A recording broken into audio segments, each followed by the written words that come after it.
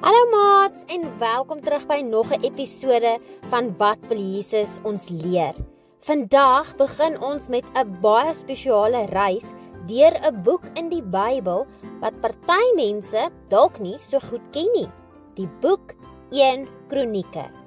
Hierdie boek wys vir ons hoe belangrik dit is om God se plan met sy volk te verstaan. Dit gaan oor die geskiedenis van God se mense, oor konings en stamme en oor hoe God getrou gebly het, al het die mense soms verkeerde dinge gedoen. 1 Kronieke leer ons dat God belangrik is in elke deel van ons lewe, van hoe ons aanbid tot hoe ons ly en selfs hoe ons dinge onthou.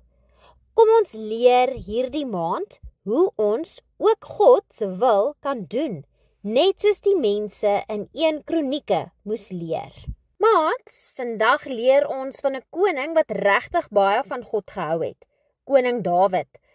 Hy het iets goeds probeer doen, maar het nie eers gevra hoe God wou hê dit moes gedoen geword het nie, en dit wys vir ons hoe belangrik dit is om God se manier te kies, nie net ons eie nie. Dawid het koning geword oor Israel en hy het besluit om die verbondsark, 'n spesiale kus wat die teenwoordigheid van God voorgestel het, na Jerusalem te bring.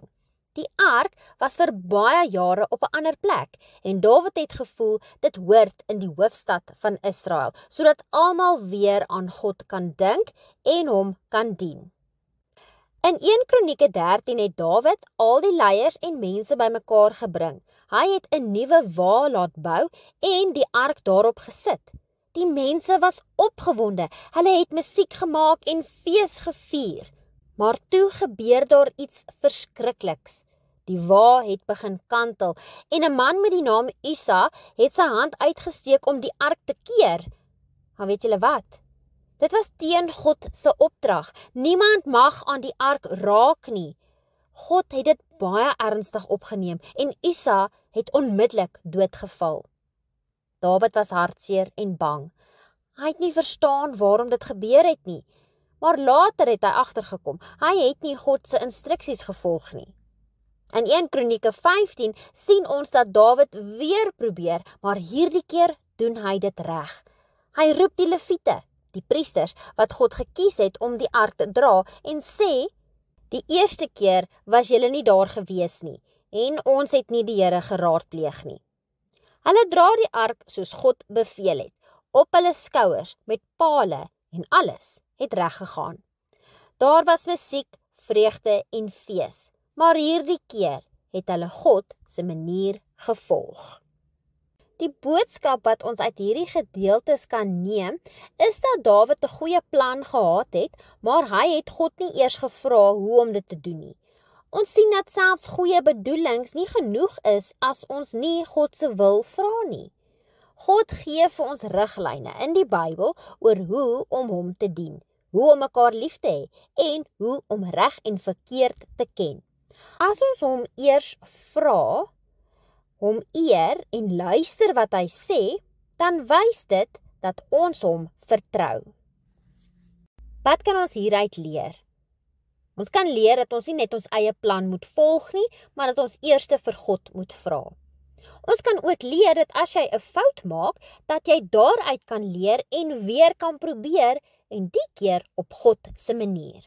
Laastens, gee God vir ons instruksies in die Bybel sodat dinge goed en reg kan verloop. Hier is 'n paar vrae wat jy en jou ouers kan saam oor kop krap. Hoekom wou Dawid die ark na Jerusalem toe bring? Wat het verkeerd gegaan die eerste keer? Wat het Dawid anders gedoen die tweede keer? En laastens, wat beteken dit om God se manier te kies in jou eie lewe? Dawid het uit sy fout geleer en God se manier begin volg.